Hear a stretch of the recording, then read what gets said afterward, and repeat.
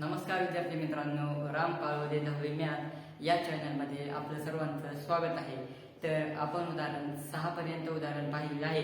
तर आज आपण 7वं उदाहरण पाहणार आहोत. तर आपल्या चॅनलला सबस्क्राईब करायला विसरू नका, नक्कीच सबस्क्राईब करा. तर चला आपण 7वं उदाहरण पाहू.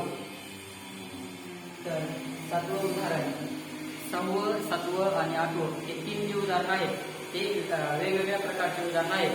उदाहरण क्रमांक 1 ते उदाहरण क्रमांक 5 हे सर्व उदाहरणं एकसारखेच आहेत आणि 5 आणि 6, 7, 8 हे उदाहरणं वेगवेगळ्या प्रकारचे आहेत. तर घ्यायची गरज नाही, फक्त सराव करीत राहायचं. तर आपली पहिली पायरी काय आहे? या समीकरणाला समीकरण 1 म्हणायचं व या समीकरणाला समीकरण 2 म्हणायचं. 99x अधिक 101y बरोबर 499 या समीकरणाला 1 म्हणायचं व 101x अधिक 99y बरोबर 501 या समीकरणाला समीकरण 2 असं म्हणायचं. आता 99x अधिक 101y बरोबर 499. आता ह्या उदाहरणामध्ये काय झालेलं आहे? हे जे x चा सहगुणक 99 आहे ते y या चलाला सहगुणक 99 गेलेला आहे आणि y या चलाला 101 जे सहगुणक आहे तो 101 x या चलाला आलेला आहे. जर तुम्हाला उदाहरण असं दिसलं तर पहिल्यांदा बेरीज करायची, त्यावरून आपल्याला तिसरं गणित मिळून जाईल. त्यानंतर या दोघांची वजाबाकी करायची, त्यानंतर आपल्याला 5वं गणित मिळून जाईल आणि तिसरं आणि 5वं नंतर या दोघांची बेरीज करायची, म्हणजे आपलं उत्तर आपल्याला मिळून जाईल. अवघड नाही, मी तुम्हाला सांगतो आता. तर अशा प्रकारचं गणित जर सोडवायचं असलं तर पहिल्यांदा या दोघांची बेरीज करायची. समीकरण 1 व समीकरण 2 यांची बेरीज करून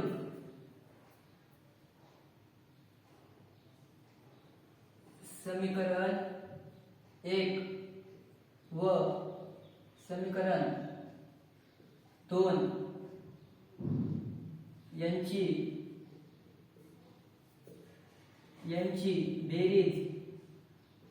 यांची बेरीज करून फक्त सराव करायचा. 99x अधिक 101y बरोबर 499. समीकरण 1 99x अधिक 101y बरोबर 499. समीकरण 1 व 101x अधिक 99y बरोबर 501 हे समीकरण 2. या दोघांची आपल्याला बेरीज करायची आहे, म्हणून बेरीज. आता 101 आणि 99 किती होतात? 200. सरळ आहे. हे 200. हे x दोनदा असल्याबद्दल एकदा, आणि जर गुणाकार असला तर x चा गुणाकार होऊन x चा वर्ग होतो. अधिक 101 आणि 99 किती? 200. ही बेरीज आहे, त्यामुळे हे छेद दोनदा असलं ना तर एकदा येतं. y बरोबर 501 आणि 499 किती होतात बरं? 1000.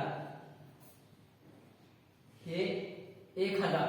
आता इथे 200x आहे, इथे 200y आहे, इथे 1000 आहे.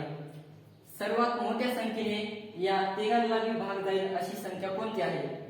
तर ती संख्या आहे स्वतः 200. या 200 ला 200 ने भाग जातो, या 200 ला 200 ने भाग जातो आणि या 1000 ला 200 ने भाग जातो. म्हणून इथे द्यायचं पूर्ण समीकरणास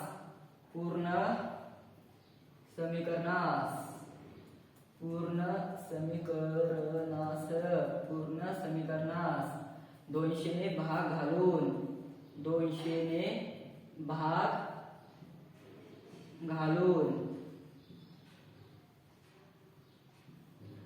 ने भाग घालून आता याला 200 ने भागलं, याला 200 ने भागलं व याला 200 ने भागलं. आता हे 200 कटले, हे 200 कटले म्हणजे इथे उरलं x, हे अधिक हे 200 कटले, हे 200 कटले, इथे उरलं y, हे बरोबर. आता इथे एक आधार आहे, इथे 200 आहे, यांचा भागाकार किती येईल? भागाकार सोपा असतो. हे पहा, हे 0 कट, हे 0 कट, हे 0 कट, हे 0 कट, इथे उरले 10, इथे उरले 2, बे एक बे, बे पंचे 10 म्हणजे किती आलं? 5. हे आहे 5. हे समीकरण नवीन तयार झालेलं आहे. तर हे उदाहरण 1 आहे, हे उदाहरण 2 आहे. या समीकरणाला आपण 3 असे नाव देऊ. आता आपण पहिल्यांदा बेरीज केली व आपल्याला समीकरण 3 मिळालं. आता काय करायचं? हे समीकरण 1 आणि हे समीकरण 2 या दोघांची वजाबाकी करायची म्हणजे आपल्याला समीकरण याच्या पुढचं समीकरण मिळून जातं. म्हणून समीकरण 1 आणि समीकरण 2 यांची आता वजाबाकी करू. वर आपण बेरीज केली म्हणून इथे असं लिहायचं समीकरण 1 व 2 यांची वजाबाकी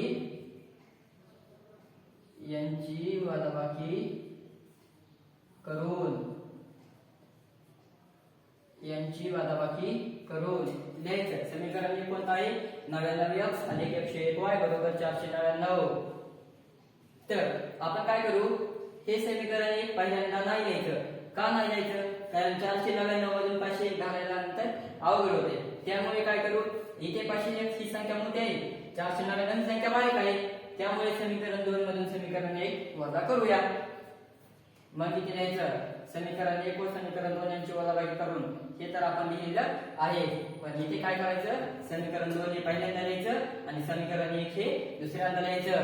तर समीकरण 2 काय आहे? 101x अधिक 99y. 100 हे मी तुम्हाला बोलतो. समीकरण 2 काय आहे? 101x अधिक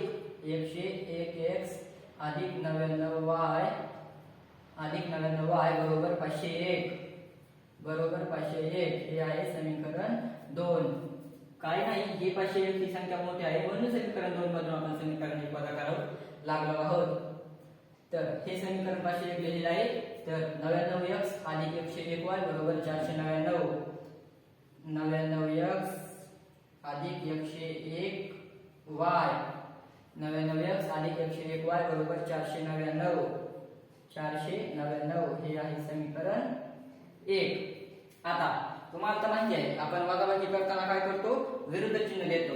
इथे अधिक आहे म्हणजे इथे वजा, इथे अधिक आहे, इथे वजा, इथे अधिक आहे, इथे पण वजा. आता 101 मधून 99 गेले, किती उरले? 2. आणि धन आहे ऋण आहे, फरक काढायचा, मोठ्या संख्येचं चिन्ह द्यायचं. मोठी संख्या 101 आहे, 101 ची साइन म्हणजे 2. आता इथे अधिक आहे, इथे वजा आहे म्हणजे फरक काढायचा, मोठ्या संख्येचं चिन्ह द्यायचं. मोठी संख्या कोणती आहे? 101 ही मोठी संख्या आहे. मग 101 चं चिन्ह कोणतं आहे? वजा. हे x आपल्या इथं विसरलेलं आहे. आता हे अधिक 99 आहे, हे वजा म्हणजे ऋण आहे धन आहे, फरक काढायचं, मोठ्या संख्येचं चिन्ह द्यायचं. हे वजाचं चिन्ह इथे येईल आणि 101 मधून 99 गेले, उरले 2 आणि हे y 2 असल्यामुळे इथे एकदा द्यायचं. बरोबर. तर इथे गुणाकार असता तर y चा वर्ग झाला असता. आता 501 आणि वजा 499 मोठी संख्या कोणती आहे? 501 म्हणजे इथे पहिल्यांदा 501 चं चिन्ह येणार म्हणजे अधिक, म्हणजे इथे काही पाहिजे नाही. तर 501 मधून 499 गेले, किती उरतात? 2 उरतात. साइन तर अधिकच लिहिले. तर हे एक नवीन समीकरण तयार झालं आहे. 2x वजा 2y बरोबर 2. आता हे समीकरणाला किती नाव द्यायचं? हे समीकरण आहे 3. तर या समीकरणाला 4 नाव देऊ. v या समीकरणाला 4 नाव देऊ. आता x अधिक y बरोबर 5 आणि 2x वजा 2y बरोबर 2. तर या समीकरणाला सरळ एका मागे एक उतरून घेऊ. या समीकरणाला सरळ एका मागे एक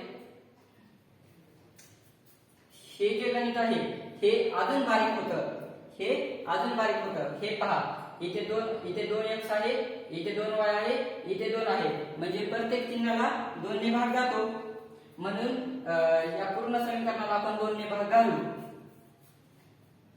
पूर्ण समीकरणास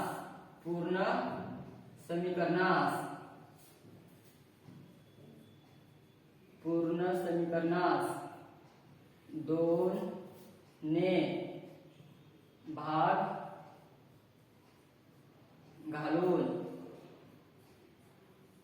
2 ने भाग घालून आता या पूर्ण समीकरणाला 2 ने भाग घालायचा आहे. हे एक पद असतं, हे दुसरं पद असतं आणि हे तिसरं पद असतं. हे जे मधलं चिन्ह असतं हे पदाला वेगळं करतं. तर आपला ह्या तिन्ही साईडला 2 ने भाग द्यायचा आहे. हे भागिले 2. आता हे 2 कट झाले, हे 2 कट झाले, हे 2 कट झाले, हे 2 कट झाले, हे 2 कट झाले, हे 2 कट झाले, म्हणजे इथे फक्त 1. तर आता काय उरलं? हे x उरलं, हे वजा हे y उरलं, बरोबर हे 1 उरलं. तर हे आपण असे इथं पुढे मांडून घेऊ. हे जे आपण असे इथे हे मांडून घेऊ. काय आहे? x वजा y बरोबर 1. x वजा y बरोबर 1. हे आलेलं आहे नवीन आपल्या समोर. हे 3 आले आहे, तर याला 4 नाव देऊ. I V याला 4 नाव देऊ. हे 3 आहे, हे 4 आहे. आता काय करायचं? हे 3 आणि हे 4 एका खाली एक लिहून घेऊ. समीकरण 3 x अधिक y बरोबर 5. x अधिक y बरोबर 5 हे समीकरण 3 आणि हे समीकरण 4 एका खाली एक लिहून घेऊ. x वजा y बरोबर 1 हे समीकरण हे 4 म्हणजेच IV. आता काय करायचं? आता आपल्या मूळ पायरीवर यायचं. सहगुणक कुणाचा समान आहे? x चा सहगुणक समान आहे, y चा सहगुणक समान आहे. तर आपल्याला 0 बनायचं असते. तर इथं अधिक y आहे, इथे वजा y आहे, कटून जाईल. म्हणून इथं आपण याची बेरीज केली तर काही हरकत नाही. आपण वजाबाकी करतच का होतो? कट करण्यासाठी. पण इथं ऑलरेडी कट व्हायचे आहे, त्यामुळे इथे वजाबाकी करायची गरज नाही. इथे सहगुणक समान करायची गरज नाही, कारण सहगुणक दोघांचे पण समान आहेत. म्हणून इथे द्यायचं समीकरण 3 आणि समीकरण 4 यांची बेरीज करून. समीकरण 3 व समीकरण 4 यांची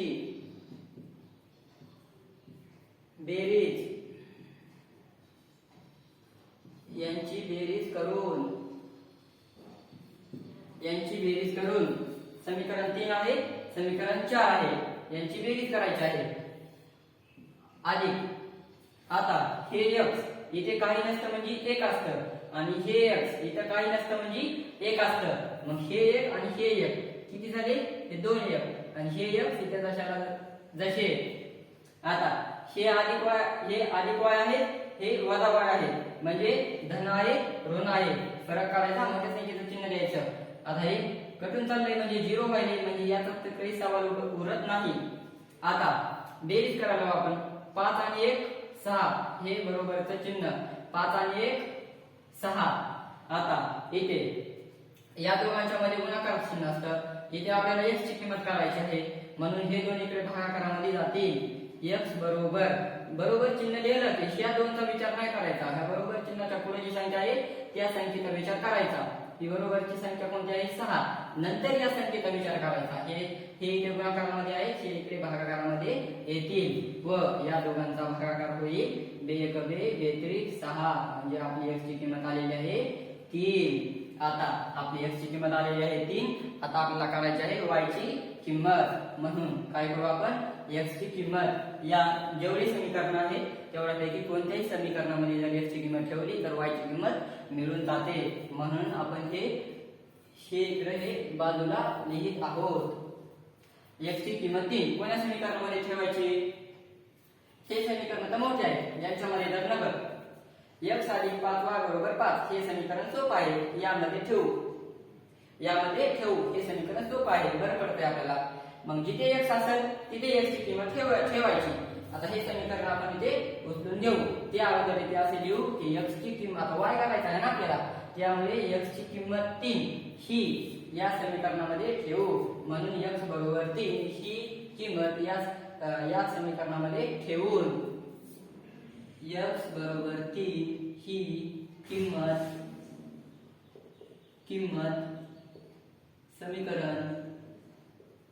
समीकरण किती आहे रे बाबा? समीकरण 3 मध्ये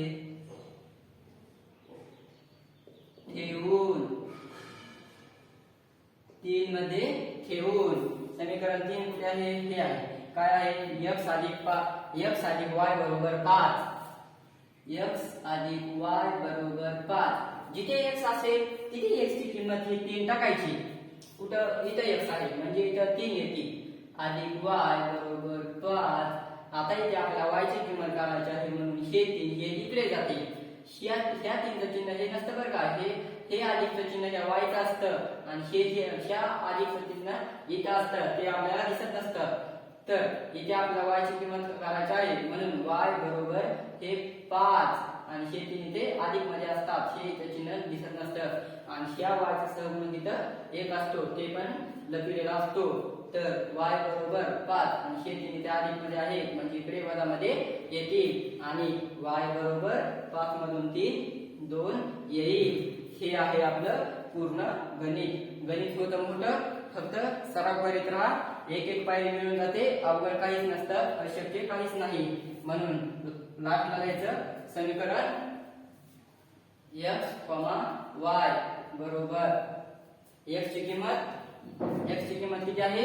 3 आणि y ची किंमत किती आहे?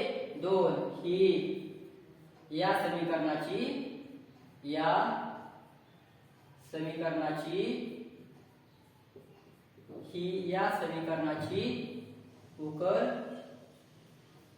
उकल आहे. ही या समीकरणाची उकल आहे. हे आहे आपलं पूर्ण गणित. मला पण तुमच्या गणिताची भीती वाटत होती, पण मी गणिताला भरपूर सराव केला आहे, त्यामुळे मला काही अडचण येत नाही. तुम्हाला पण जर गणित पक्का करायचं असेल तर फक्त सराव करीत राहा. पहिल्यांदा तुम्हालाच येत नसतं, सरावानेच गणित पक्क होतं, त्यामुळे काळजी घ्यायची नाही. आणि जर काही समजलं नसेल तर कमेंट करून नक्कीच विचारा आणि सबस्क्राईब करायला विसरू नका. तर हे गणित मी म्हणून घेत आहे.